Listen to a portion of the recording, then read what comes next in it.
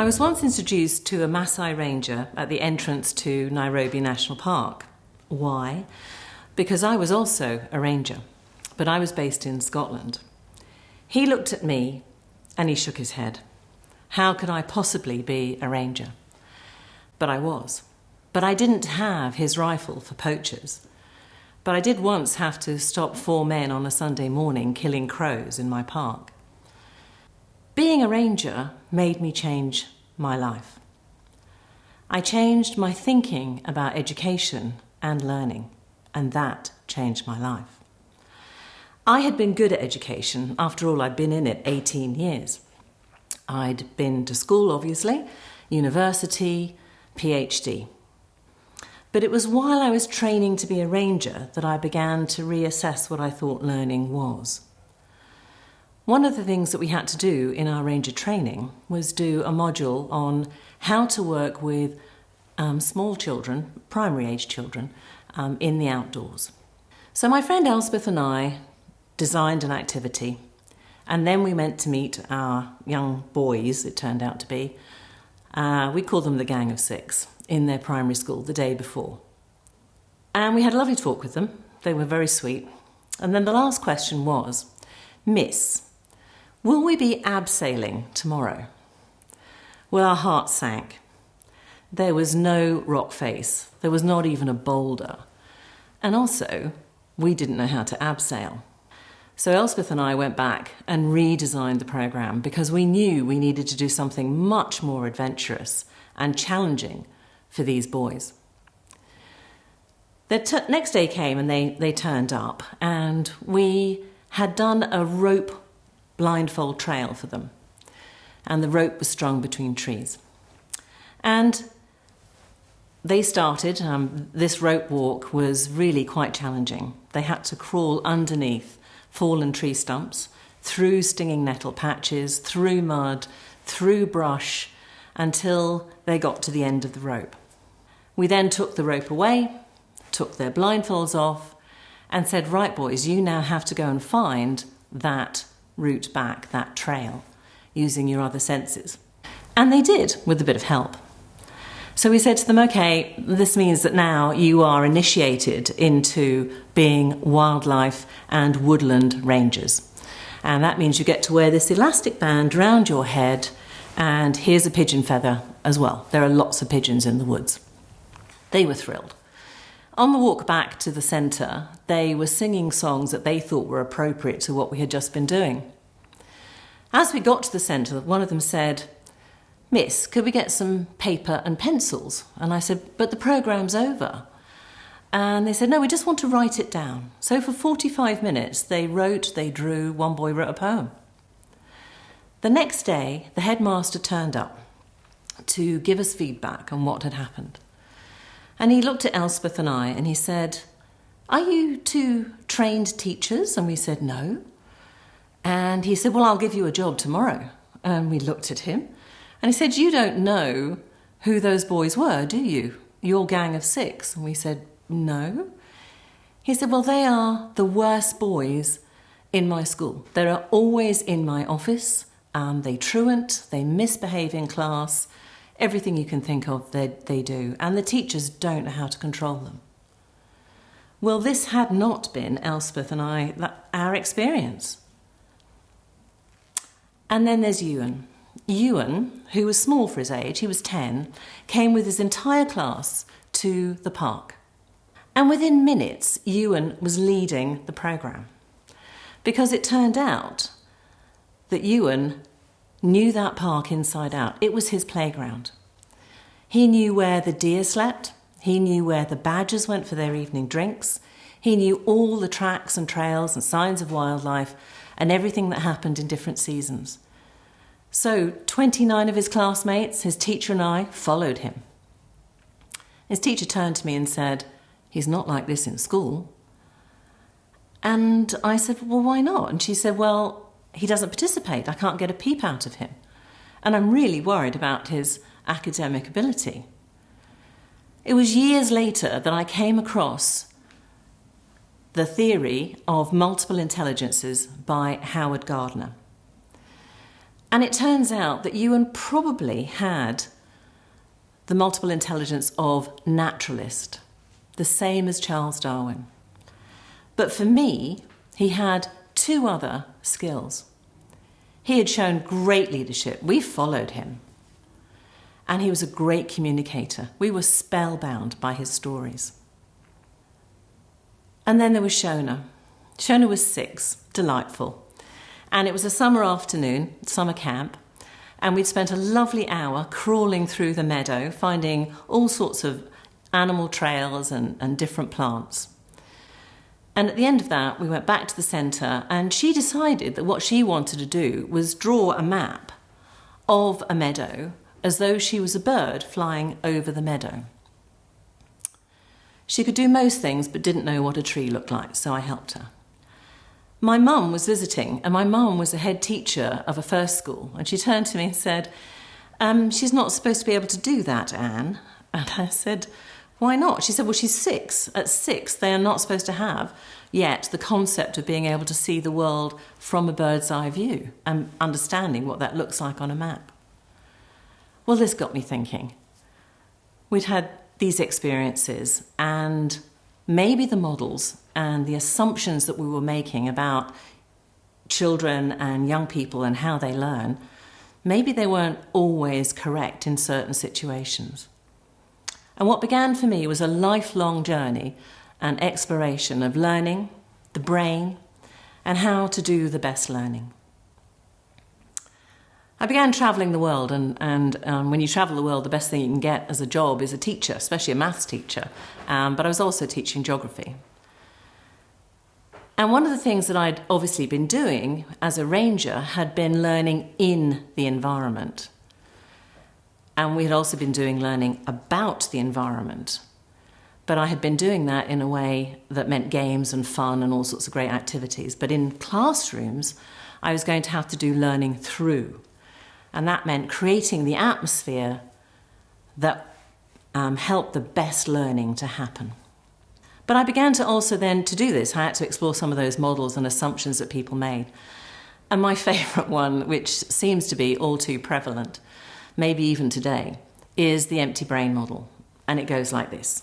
4, 5, 6-year-old goes to school for the first time. Teacher unzips their skull, opens it up. And for the rest of their school career, information and all sorts of stuff gets poured in. And at the end of their career, it gets closed up, and apparently they're off, ready for the world. I didn't quite believe this. And it turns out that neuroscientists don't really believe this either. So recently, neuroscientists have begun to realise that actually we have been assuming that our brains have evolved to think. And it turns out that's not true.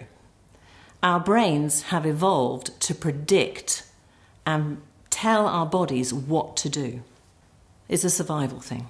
So if you get some information in, your brain predicts what to do, tells your body how to do that.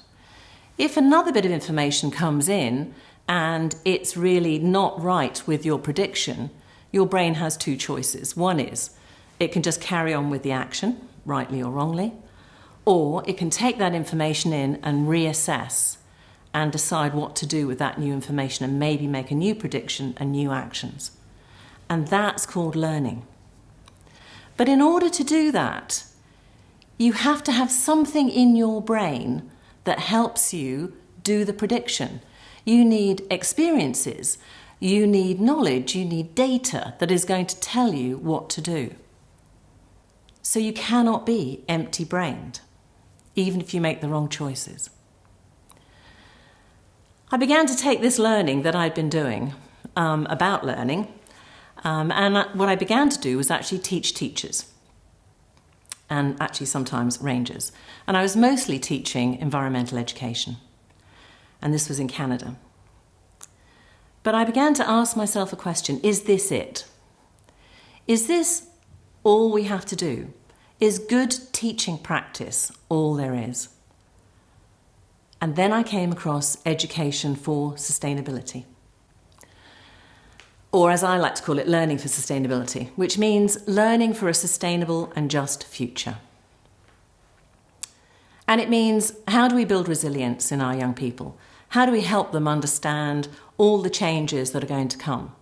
And how do we help them with what's an uncertain future? And we do this by doing a whole range of things, and in particular, we can do things like critical thinking. You know, asking the sorts of questions like, is it always been that way? Who decides how that happens? Have they given you all the information? What have they left out? Or what's called systems thinking, but it helps people put together the whole picture of something. So you might have some information, but how does that fit with the natural and the human systems that we're all part of? Or how do you build a sense of agency that young people feel that they can do something? Well, we were doing it through action learning, and it proved most effective. By we, I meant WWF-UK, because by that point I was working for them.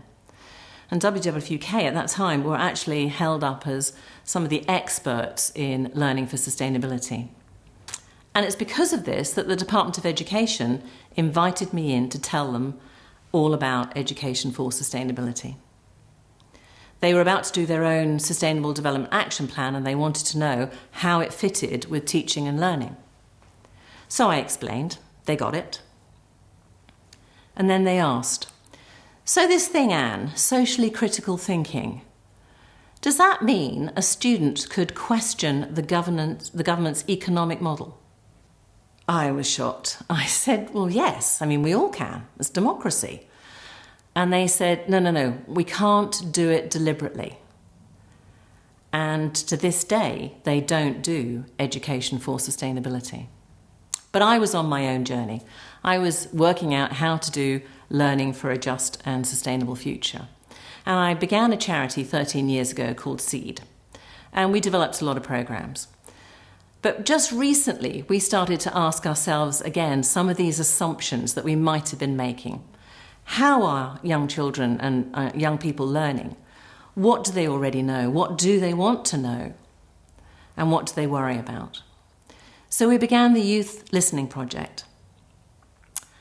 And over 2 years, we had 2,000 young people answer our survey. Actually, then the adults wanted to do it as well.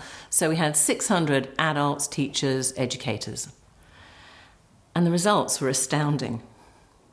When we asked the young people, where do you learn about sustainability or the big global issues? It turned out that they learn as much in school as they learn outside of school. And they learn it through the internet, they learn it through social media, TV. David Attenborough gets mentioned a lot. They learn it all over, friends, family, they do their own research. And then we asked them, what do you want to learn in school? And the majority of them said, we want to learn how to live sustainably. When we asked the same question of the adults, they said, oh, the children need to learn about climate change. Just recently, I've been in conversation with Caroline Hickman, and she's a psychotherapist and a researcher at Bath Spa University. And like many of us, she's starting to have conversations with young people. And she's been interviewing climate change activists, young people who are activists in climate change. And they've said to her, yes, we want to learn a bit about climate change, but actually we want to learn how to build a boat. Because if sea level rises, we might need that. We want to learn how to grow food. We want to learn how to help other people make change. We want to learn how to speak to a politician. And we want to learn how to teach and talk to our parents because we don't think they get it. So what can we do? Doesn't matter if you're a parent, a grandparent, an aunt or an uncle or a teacher, you can have those important conversations with young people. So, breakfast. Mum, Dad, why do I have to go to school? Now, maybe you've been answering, it's the law, the government says so, I need to go to work. But maybe you could have a conversation about the purpose of education. What do people think it is? Are there different ideas about what it is? Maybe you could say what education did for you and what it didn't do for you. Dinner. Mum, Dad, why do I have to learn this stuff? Again, you could say it's in the national curriculum, or you could say it's in your test on Friday. Or you could have a conversation about how that stuff fits with a bigger picture, because as an adult, you know that bigger picture. And you might be able to help them with that. You might be able to draw a mind map, for example. And a conversation you are less likely to have with them, because we know young people are worried about the future of the planet and their own future. But it could be a conversation you could start. So instead of thinking about a negative future, can you think together about an alternative, preferable future? What would be in it? How would things work? How would they be connected? Maybe you can draw that. And then ask yourselves, what are the steps that we need to take us to that point, to that preferable future? What can you do? What can I do? What can we all do? What can the government do to take those steps? And you are probably already taking actions. You're probably recycling. You might be turning off lights, saving water. But how about doing something a little bit more challenging? As a family, try it, see if it works, have another go. If it doesn't work, learn from it, keep going. Because after all, they say that it takes a village to raise a child. And we need to be part of that village. So the purpose of education has to be, surely, that it's about learning to care for oneself, care for others, near and far, and to care for the environment that sustains us and is part of us. The world is changing. We need young people to be ready for their future and to shape it. After all, that's what education is good for. Thank you.